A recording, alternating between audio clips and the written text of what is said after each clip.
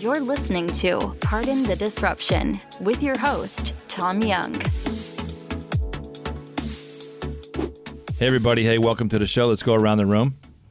Hey, this is Bart Gallo. This is TJ Young. This is Rohan Kapoor. Great. Hey, thanks, guys. Today we're going to talk about the topic of deepfakes. We were prompted to do this. This is a topic that's been out there for a while now. There's been a lot of technologies out there. You know, we take for granted in Hollywood, we see movies all the time, and we expect fakes, and we expect the fakery to be good. And CGI and post-production effects are really good. So you go to the movies now, you just take for granted you're going to see stuff, and if someone told you it was fake, you'd be like, well, that's Hollywood. What's happening now is we're starting to see deepfakes move into the consumer realm. It's easier to do, and now they're having the ability to do it in real time with existing people to the point where you can fake people out. It's pretty interesting. So we saw a couple videos we watched. What prompted us to do this show, there was a release of the Joe Rogan sound clip where they synthesized his voice. It's pretty funny. We'll play that in a minute. But anyway, as we were doing the sound check, we're going to put up on the screen, we'll put this in an inset. If a lot of people use Snapchat has these filters. This is, again, done right on the iPhone. We can play a few pictures. Bart, play the one with me as a chick doing a sound check. Yeah. This is me as a chick doing a little podcast sound check. So pretty wild. I don't think I can come to work tomorrow. So yeah, that's so too much. That's pretty wild. So the next photo we have, Rowan, that's you as a chick. No, that's Bart. That's me. That's Bart? Yeah. Look, What someone the laughed hell? at me already. Holy cow. Yeah. That's This one is. all right, here's me as Yosemite Sam. It's like, and there's TJ as a Second as grade a chick. teacher. There's There's me. you as a well-dressed baby. Yeah. And let's play this one. So play this one with me in the car driving. And what's interesting is they're able to do this, and now if you can match it with the voice, which Snapchat's not doing, but just play this. Yeah, you this get a one's sense. definitely interesting. But they're able to render the video. Hi, sailor. I make $20 the hard way. So this is. We might have to cut that one out. Yeah. No, that's funny. That's just. I think one of our target demos are the young kids. All right, so where's interested in technology? Where's Rohan's picture as a chick? I want to see that. Keep going down. Down? No, maybe it's up. Yeah, go up. Yeah. Nope.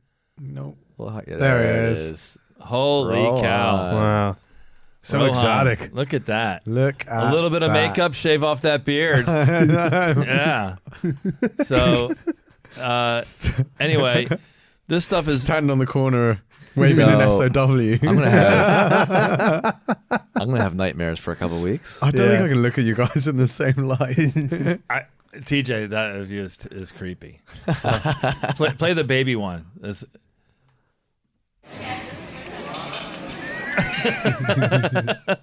So, I hate that. I actually loathe. Do you want to print that it out just so you can burn it? Yeah, I want to print out a frame and burn it. So, and they can do this with. There's one of me saying, "Let's play the one with the hot dog from Memorial Day weekend." Memorial Day weekend sucks. Yeah. Playing around So- with the voice there, too. You can do all kinds of interesting things there. So there's a lot. You can have a lot of fun if you have a Snapchat. You can go in and have your kids show you how to use it, or play around it. Some interesting things. It's fun, but it gets to be kind of serious when the technology is moving to a point where we can't tell what's real and what's fake. Mm-hmm. And so that people are having a lot of fun with this and exposing them to the topic.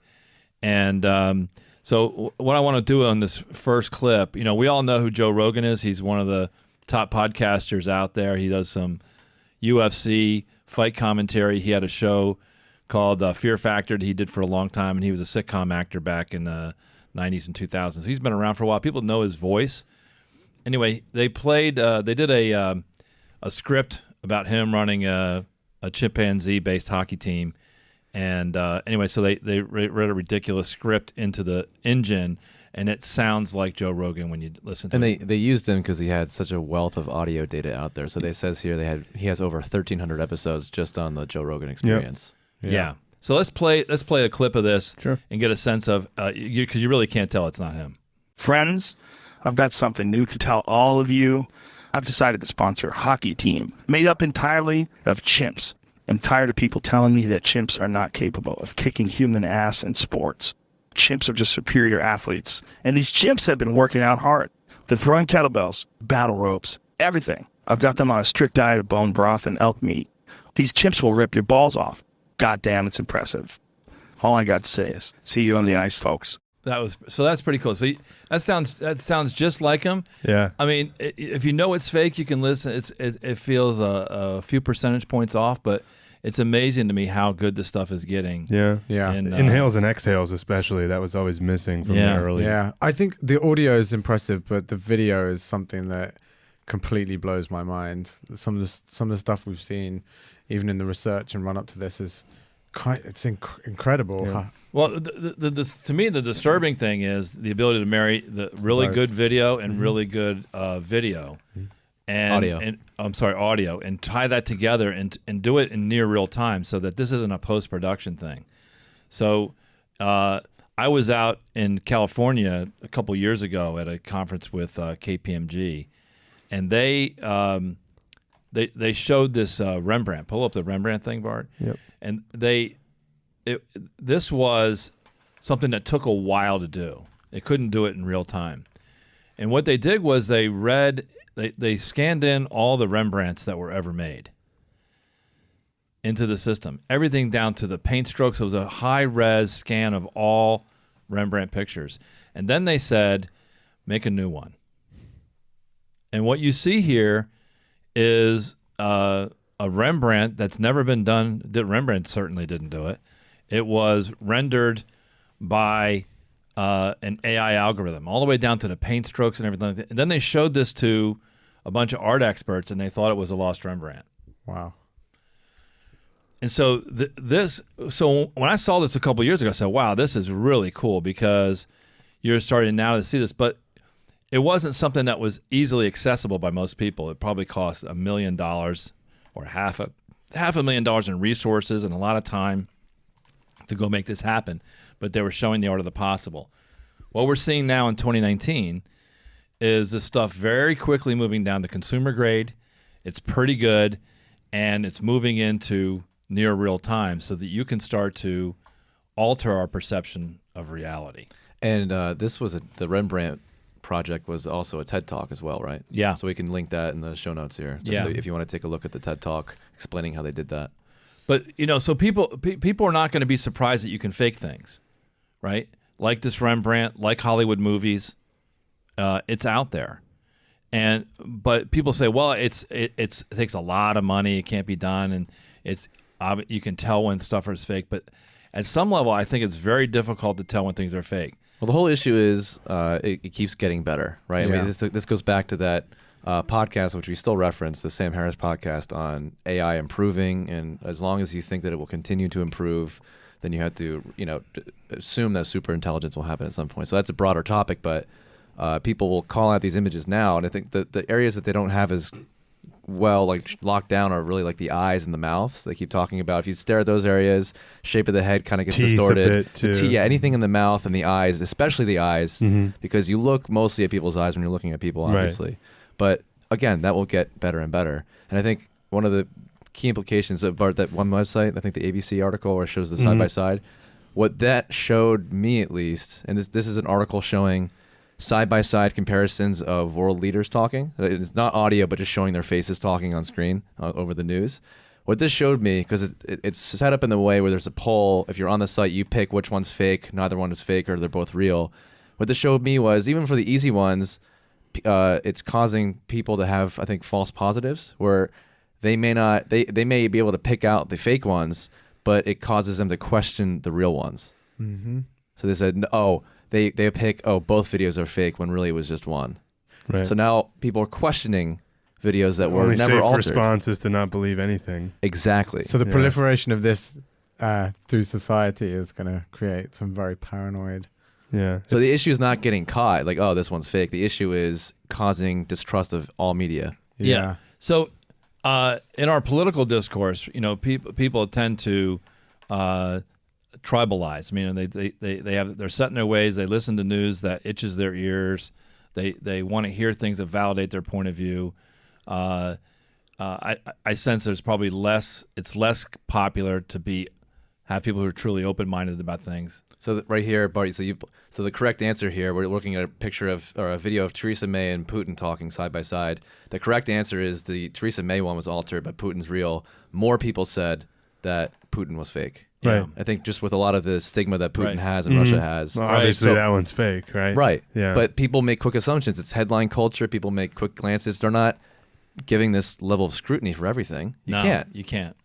But it really gets to the notion, I think, if you see something that doesn't comport to your point of view prior to seeing it, will you believe it? Right? So whatever your political persuasion is, up, down, right, left, blue, green, whatever it is, you see something that challenges your point of view on something. This person's good, this person's bad, this person's mean, this person's friendly, whatever and you see something in this realm now that counters that. With these new technologies, very quickly, you're just going to ignore it. Cognitive dissonance. Yeah, well, who needs truth when you have validation? Mm-hmm.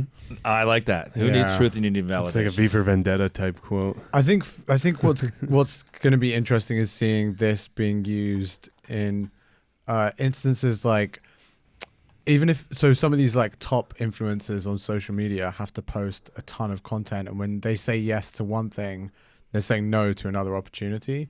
But imagine if they could actually have a scripted piece of this, just post a video to their millions of followers who expect content updates, and they're off taking another meeting. Or in the corporate world, right? You've got CEOs running a company. He has something that he would usually have to be in front of a camera to say. Well, there's tremendous implications all around to copyright infringement, right? So, but at some point, if I start generating, take a Kim Kardashian or her sister, that's that Instagram billionaire. If I start using deep fakes to create a competing, she's going to sue, and rightfully so. She's going to say you're stealing my likeness and capitalizing on my likeness, and the issue is going to be, well, what constitutes your likeness? How deviated do I have to be? You're going to get into some really interesting issues around how you actually define what is real, what is fake, and what is protected and what is not. But to me, the bigger issue is people are going to. I think we're going to walk into an era of distrust of the modern media. So, like, if someone says, "Let's play the video or the audio tape that proves someone is guilty in a court of law," I mean, I'm going to say it's fake. Now, the first thing that's going to happen, I think, is you're going to start to fool people on a casual look.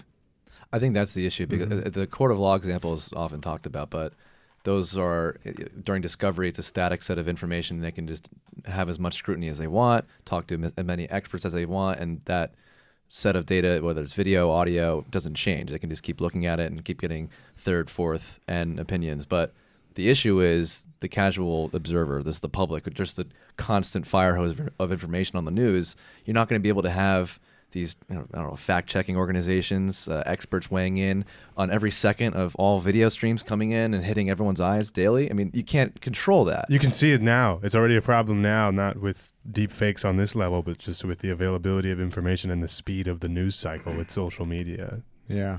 You can't keep up with it. Yeah. So we were actually talking about this last night. It's, when you watch the presidential debates and they have kind of that real-time, like Politico, fact checker thing? It's almost like no, it's not just the fact checker. They do that, but it's like the sentiment analysis from different groups. Yeah. Where, like, Republicans are going up because they like what he said about guns, and the Democrats are going down, and it's almost like a moving line graph on the screen. I forget what channel does that, but imagine a similar, almost like a real-time watermark on the TV from these fact-checking, deep-fake checkers in the future that are running real-time analysis on the video feed to see if there's any tampering from an AI. But the issue is, what tool do you use? You're probably going to use an AI. Who determines what AI tampering versus is? Yeah. Yeah. Who sets the parameters? Who sets that? Yeah. How many fact checkers are you going to have? Are they going to be compromised? Are they? Do we need to vote for the people who get to set the parameters? Will they be people at all? That's a good point, though, because if it's shown that the proliferation of this technology affects public opinion in a way that affects elected officials, power structures, maybe that's a good point. Maybe the we should elect those obsolescence of people. elected human officials. but Right. the lie, further out. what's the old issue? The lie travels around the world in a few minutes, and the truth takes forever. Yeah. So it's going to happen. We're pointing this out because it's going to happen. People should be prepared for it. The technology that they're using to do this is called a generative adversarial network, where they put two opposing AIs. One is generating the new image, the other one is discriminating it, and they just provide a feedback mechanism, and it's getting better and better. Now, a lot of these fakes that are being generated at the forensic level can be looked at, and they can look at forensic alterations. So at the forensic level, you'll be able to tell these are fakes. So it could be the elimination or the distortion of a watermark that's hard to fake. There's a whole bunch of things that I think are going to happen. I think there'll be a response to this in terms of watermarking videos in a way that prevents alteration. There's ways where you can use back in the old days PGP encryption, where you would digitally sign an email that if any character or space or punctuation, anything was changed or altered, it would change the hash.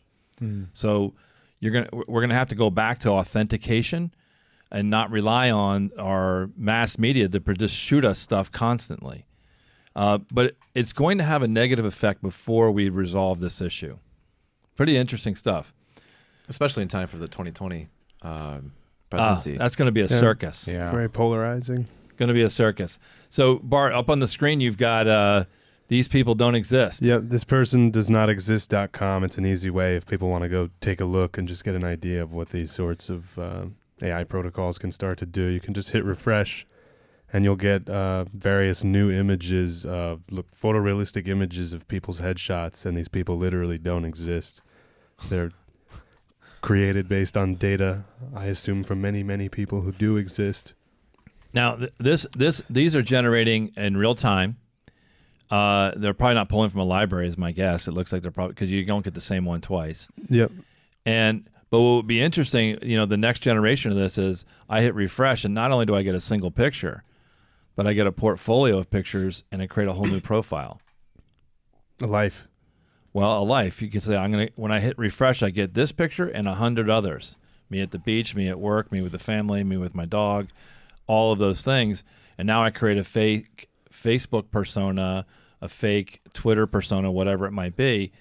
And you get into situations where, we're either going to go back to very sophisticated digital watermarking for content sharing, or force people back from a social perspective to rely on old-fashioned analog meetups, right? Where I actually have to meet somebody in person to validate. If you really want to trust someone fully. Right. Yeah. I mean, I assume that if I am interacting with somebody I've never met online, I assume it's fake until I meet them. Now, I may act in a way that gives them the benefit of the doubt, but I never fully commit until I actually see them, because I know too much about these fakes. I mean, and that goes back to your earlier point, right? It's like that paranoia aspect almost, because it's available, the technology's there. Oh, I'm wrong so much more often than I'm right because of that paranoia. But it doesn't mean, at least I'm open to the possibility that it's fake. I mean, as opposed to, that catastrophic issue where you're sending you say, wow, if I just send them the $10,000, the prince from Nigeria is going to send me 10 million. Right? Those kind of scams are out there. This makes it that much easier to fake somebody. Yep. Right? You're thinking about identity theft as well. Yeah, identity theft. It's a big downside. And you can get very down the conspiracy hole now. I mean, if kidnap a political leader and then put out videos of no, he's fine and he's setting these policies now. I mean, it's not that sophisticated yet, but once it gets better, you can imagine that happening. Right. You have to think about where it's headed. This is all transitional phase stuff. So, right. So again, we don't want to go too far down the rabbit hole, but it is fun, and it's a holiday weekend coming up. But audio and video of people doing things they would rather not have other know that they're doing has been used for blackmail for decades. Mm-hmm. It's one of the reasons why, like spies, if you go through a test, if you were homosexual in CIA back, in the 1960s and 70s, I don't know when they stopped doing it, but if it turned out that was the case, you were prohibited, right? Because you could be blackmailed for that. Now nobody cares. But there are things that you don't want people knowing about. If you did it, they can use that for blackmail. This undermines the blackmail market. Right. Well, I think at first glance, one might think, oh, it makes it easier to blackmail somebody because I can just make a fake video. But then it calls into question any of that. Right. So you can always just claim as a defense, oh, this is a deep fake. Sorry. Yeah. Obviously, it's a deep fake. I never did this. Yeah. Yeah. Stop watching videos may be the messaging that starts to come out. Even like, I know it was more sophisticated in the episode, but we talk about Black Mirror a lot. Even creating, the people that you've lost along the way, creating these kind of video audio matchups driven by their online profile that's been created or your understanding of them, whatever it may be. So let's explore that a little bit. Yeah. So you have a missing family member who you miss, and you have the opportunity to have an actor act out a part, and the digital overlay puts your loved one's image on top of that actor and their voice. Yeah. And now they're interacting with you. Or maybe don't even need the target actor. You could just have it all computer generated. Yeah. People are going to want that. Yep. Whether it's advisable that they should move on and cherish the memories of the person versus trying to create new false ones, it's going to happen. Well, the issue is the training data, right? So Rogan was a great one because he has hours and hours and hours of his audio and video. Not an issue anymore though. So Samsung this morning came out and they were able to create. Okay. From one image, they were able to create a deep fake using one of their AI. This is them commenting on the threshold on like what is the bare minimum to have it be like believable. Exactly. It just gets better. That's all. Exactly. That's exactly right. it. But what's the threshold? Right. Like, is it? Oh, so I can't fool myself to think it's a loved one. It's going to be silly. Versus it crosses a point where I could. Right. Suspend disbelief and think this is my, dead loved one. Yeah. This is from one image. This is impressive, but it's not recreating an entire person. No. In every possible expression. But even just from one image, I know there's obviously a threshold, but this is pretty awesome. If you can get a pretty damn good version from one and that threshold increases. Well, there's more and more media of us all the time anyway. Right. Whether you want it or not, you're recorded, you're on video, pictures. So it's going to have a really interesting impact on. Well, it's interesting. Bart, you had up the one the Marilyn Monroe. We know what she really looked like, and the fake is off. Yeah, right? It's like. But the fake's consistent with the picture. But there'll be opportunities where you'll have. I've seen the science behind voice synthesis, right? And they do it with 1 sample, 5 samples, 10 samples, 100 samples. It gets better all the time. There's a drop off after the analysis that I saw. And again, you got to be careful. What was true 6 months ago is not true now. And 6 months from now, it'll be different again. It gets better and better. But there was a drop off after about 3 dozen samples. Right? It was imperceptible difference. Yeah, that's incredible. 3 dozen? Yeah, on the voice. And so, there are websites out there where if you read 30 minutes of text, it'll generate your voice in whatever text you throw at it, and it's pretty good. Yeah. That was the plot or a plot device in one of the Mission Impossible movies, or multiple ones, where, whatever Tom Cruise's character, he gets a paragraph he has to read. He reads the paragraph quickly, it takes about a minute, and then they synthesize that patch, and he can fake the voice. But it's a certain paragraph, certain words and tones he has to use as the training data. Yeah. It's the same concept. And it's no longer science fiction. I mean, we're seeing it's really no longer science fiction. There's so much stuff we've seen in films that has come true. I mean, slightly off topic, but when we had a really good visit down to the IBM labs, and they were talking about one of their where they have all their processors up on the screen, and just like Minority Report, you can just snatch it and throw it on the ground, and it expands. So like what you're saying about Mission Impossible, it's the next evolution of just programming your voice, having something there, and being able to actually speak. And well, the company that does those displays actually worked on Minority Report. And they're the ones making that. It's a company called Oblong. Wow. Yeah. TJ and Barton, I think we all visited them a couple years back, and they used to use the gloves in the movie. They stopped using the gloves. They use a wand, but it's basically they're grabbing images and then be able to hold them virtually and then put them on any display that's connected. It's pretty wild stuff. But again, the tech is moving so fast. Like we have a picture of Alan Watts here in the studio, and it's generated by AI, so a lot of stuff, but it's taking art and converting it. But in the movie Her, that was out for the Best Picture one in the New York Film Festival 5 or 6 years ago, there was a scene in there where the AI grabs all of the YouTube videos of Alan Watts and recreates him in virtual reality. And it's pretty cool stuff. Yeah. And now there's a lot of samples of Alan Watts' voice on YouTube. Could you create an Alan Watts video or an audio that people would not know if you made it sound similar to what he would say? You'd probably fool a lot of people. I think you would. Yeah, absolutely. Do you think you could get it to a point where people would actually go and pay to see an Alan Watt deepfake giving a lecture? They pay to see the holograms at some of the concerts, right? Yeah. There was a couple different artists they recreated in holograms. I think it'll depend on the writing, right? Because the audio and the visual will get like pretty locked down. So it's who is going to be writing what he's going to say, right? Because if someone has to create what he's going to say. All right. Yeah. So let me throw this out there. I'm going to make this up.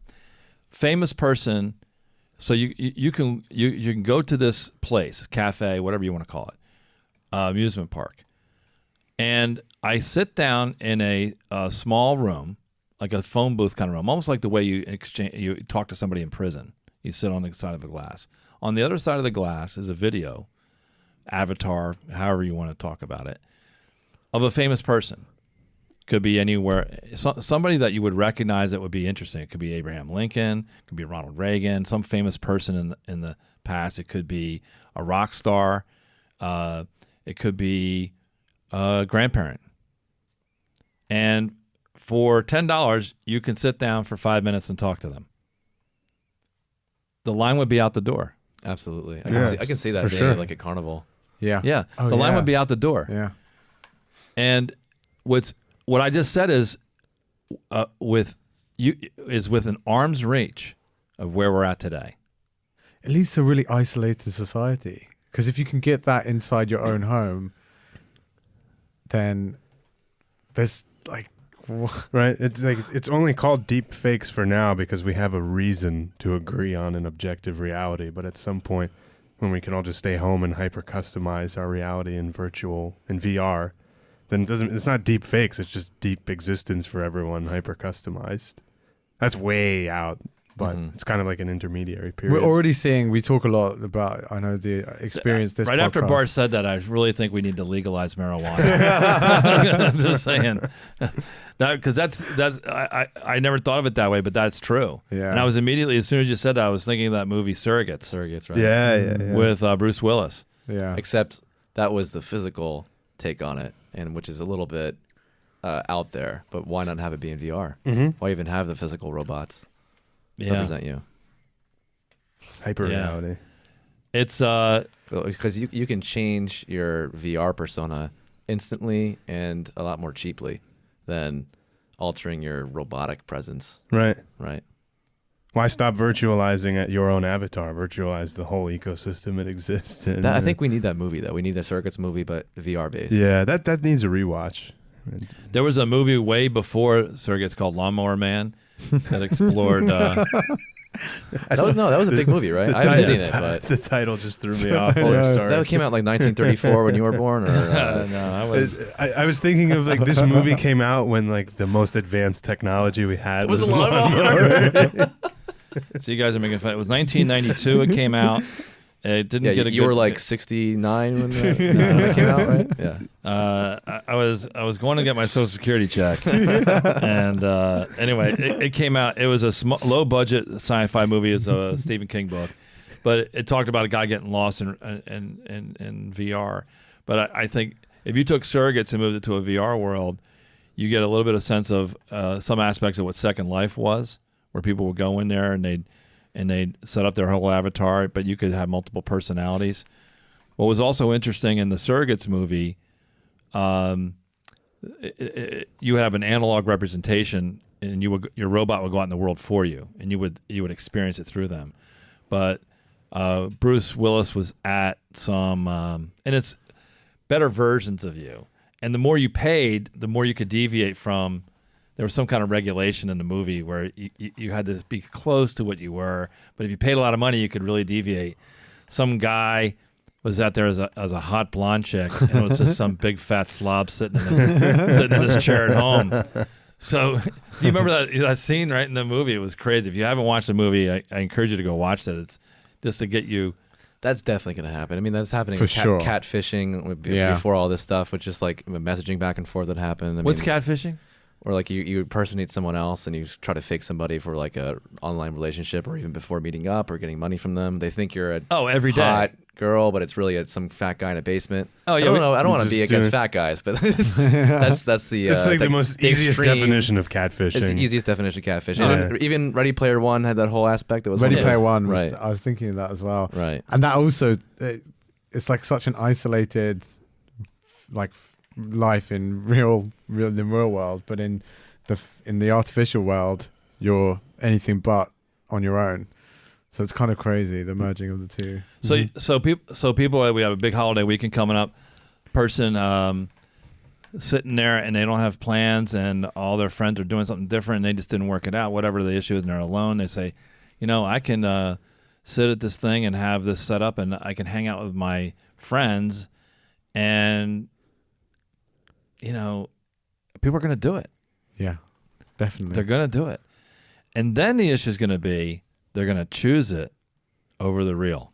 Mm-hmm. Yeah. Did we talk about it in the last podcast? Marshmallow doing the VR Oh, concert? yeah. Oh, yeah, in Fortnite? Oh, at Fortnite. Okay. Yeah.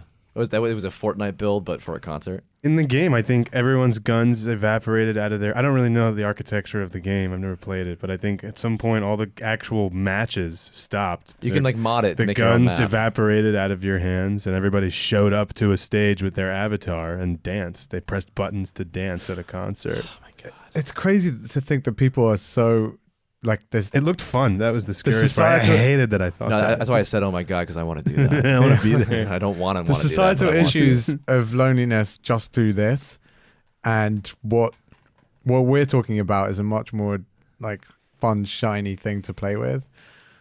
It's definitely gonna isolate people for sure.